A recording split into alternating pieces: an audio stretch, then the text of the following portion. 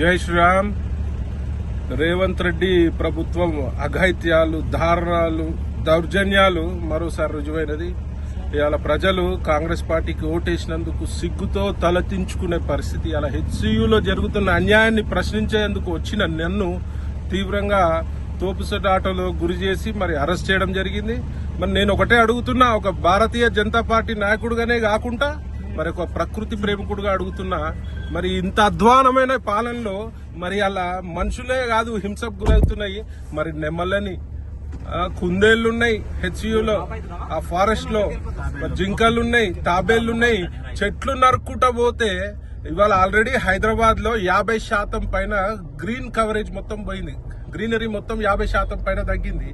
మరి ఇట్లాంటి డబ్బులకు ఆశపడి మరి ఇలా ప్రభుత్వం నడిపే చేతగాని దద్దమ్మ ప్రభుత్వం ఇది. ఇలా డబ్బులకు ఆశపడి మరి ఈ డబ్బులతోటి మరి కాంట్రాక్టర్లకు బిల్లులు రిలీజ్ చేసి అందులో పర్సంటేజ్ తీసుకునే ప్రయత్నంలో భాగంగా ఈ హెచ్యు లోని భూములని వేలంపాట వేసే ప్రయత్నంలో భాగంగా మరి అడవులను నరుక్కుంటా పోతే ఈ యొక్క భూభాగము ఖాళీ మన మనుషులదే కాదు, ఉట్టి ప్రజలదే కాదు, ఇది అన్ని జీవాలకు హక్కు ఉంటది. ఈడ జీవించే హక్కు. ఇలా కళ్ళు నెత్తినెక్కిన ప్రభుత్వం రేవంత్ రెడ్డి ప్రభుత్వం.